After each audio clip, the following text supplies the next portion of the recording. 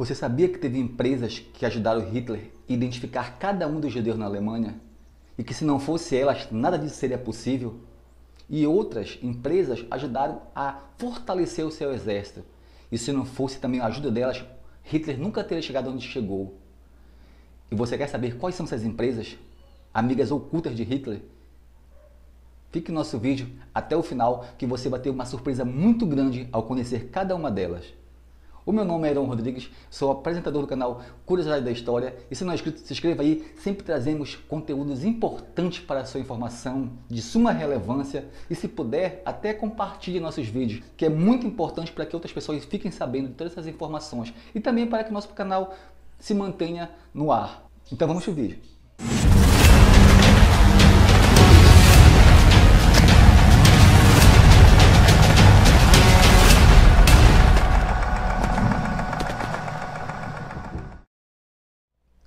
Na economia, grandes multinacionais tiveram afinidade com o Terceiro Reich ou com o exército nazista de Hitler e que até hoje elas vigoram no cenário mundial. São grandes empresas importantíssimas e muito famosas e que na década de 30 e 40 do século passado elas foram fundamentais para que Hitler crescesse em sua expansão. Elas admitem que se beneficiaram das políticas do governo nazista e ao mesmo tempo da proximidade com seus líderes. E hoje lamentam a situação do passado. A Volkswagen, a BMW, Mercedes usaram trabalhadores forçados do campo de concentração e durante o regime nazista. Até a grife Hugo Boss confeccionou uniformes para o exército alemão antes e durante a Segunda Guerra Mundial.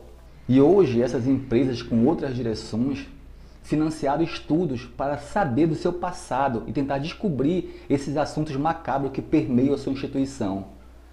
E muitas admitiram suas culpas e hoje tentam indenizar as famílias das vítimas na qual trabalharam em sua empresa no século passado. E também não foi empresas nacionais americanas, empresas também de fora da Alemanha também ajudaram, como foi o caso da Volkswagen.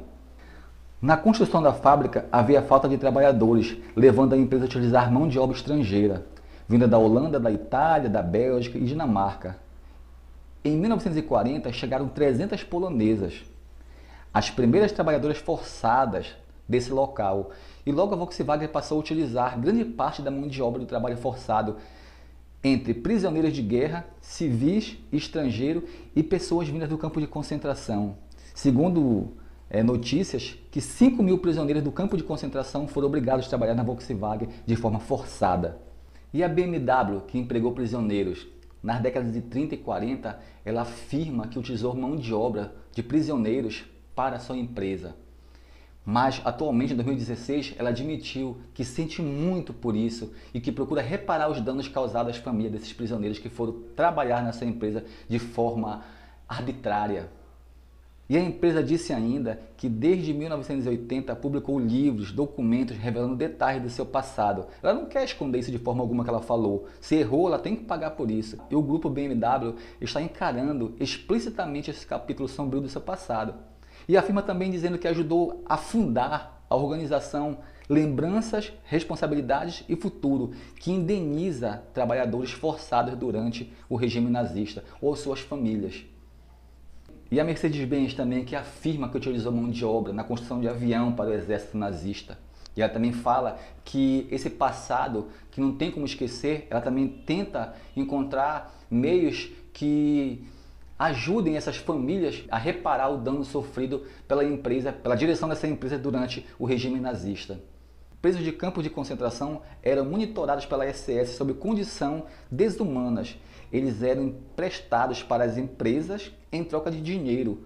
Ou seja, a SS fornecia esses prisioneiros do campo de concentração para a empresa, em troca eles recebiam dinheiro da empresa, tudo feito de forma legal, porque não existia uma lei que não permitisse isso, então eles faziam o que eles bem entendiam lá. E a Audi, que fez armamentos, ela teria nesse período reduzido a produção de veículos e investido em armamentos para o exército nazista.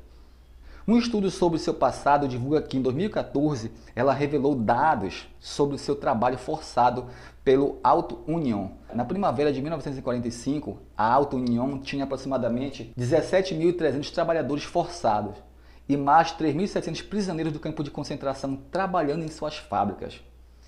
de acordo com a empresa. E em 1965, essa empresa passou a fazer parte do grupo Volkswagen. E em 1985, deixou de lado a Auto Union e mudou-se para Auto Hugo Boss.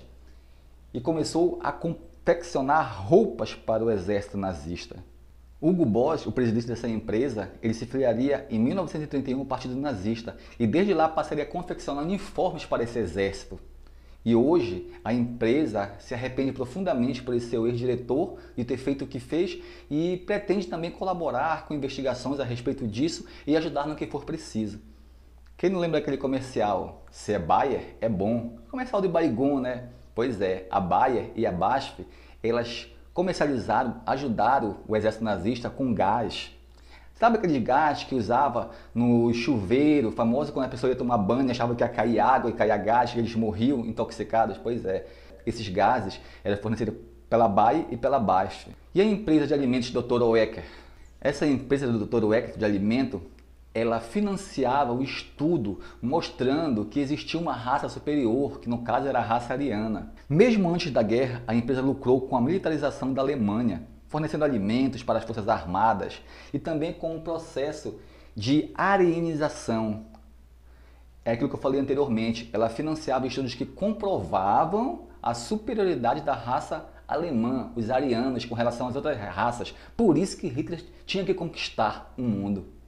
E o banco alemão Deutsche Bank, que realmente reconheceu que confiscou bens de judeus, demitiu das suas empresas e começou a contratar somente alemão, aquele processo de arianização. E eles viram o erro deles e também reconhecem isso no passado. Essa expulsão da população judaica dos negócios da nação chegou ao seu auge em 1938, quando após uma série de leis e decretos, judeus foram proibidos de participar de qualquer atividade econômica. A Deutsche Bank também se envolveu no comércio de ouro e confiscou ouro dos judeus e vendeu ao mercado internacional. E você acha que não tem uma empresa norte-americana envolvida? Uma das maiores, tem a IBM, que criou o sistema Horowitz, que é um sistema que fazia censo, uma máquina que fazia censo das pessoas nos Estados Unidos, né? Considerada um dos computadores da era moderna. Então, com essa máquina de perfuração de cartão, ele identificava cada pessoa nos Estados Unidos. E olha, ajudou na Alemanha de forma singular a identificar cada um dos judeus por essas marcas. E assim, Hitler poder catalogar sem confundir todos os judeus e mandá-los para o campo de concentração ou exterminá-los. A empresa fala que a IBM não tem muita informação sobre o período em que ocorreram essas situações. A maioria dos documentos foi destruída e se perdeu durante a guerra. E segundo a IBM, esses documentos estão à disposição do público para quem quiser acessar no Arquivo Público Nacional. E como não falar da Coca-Cola, uma empresa que também existia na Alemanha. A Coca já tinha se expandido por toda parte do mundo. E na Alemanha, assim que começou a guerra, a Coca-Cola deixou de mandar seus componentes para a fabricação do refrigerante na Alemanha e que era muito consumido lá. Como para não ficar por baixo, a representante sua lá na Alemanha criou um refrigerante conhecido como Fanta, que pertence à Coca-Cola. E essa Fanta, que quer dizer fantasia em alemão, que é a fantasia dos alemães que adoravam a Coca-Cola, ela vai ser feita de subprodutos como a polpa da maçã, o resto dela na realidade, que era utilizado na cidra, subprodutos do queijo, e ela era adoçada com sacarina e só um pouquinho de açúcar. E que na realidade foi um sucesso na Alemanha no período da guerra. E a Coca, depois da guerra, ela decidiu investigar a colaboração com o regime nazista de sua subsidiária alemã. E a empresa descobriu que o ex-diretor da empresa não havia apoiado o regime nazista e que havia até mesmo realizado ações destinadas a proteger alguns funcionários e que estavam no centro da atenção da Gestapo, que é um grupo especial de investigação da Alemanha. E segundo o historiador que fala sobre isso, Jesus Hernandes, ele diz que realmente essa empresa não estava envolvida, e sim ela quis se defender apenas do regime nazista. Bem, por fim, as empresas sentem muito por tudo isso e pedem desculpa por tudo que seus membros diretores fizeram anteriores em período da guerra. E hoje elas falam que de alguma forma elas querem ajudar para que isso nunca mais ocorra, querem ajudar no que for preciso, indenizar as vítimas, as famílias delas.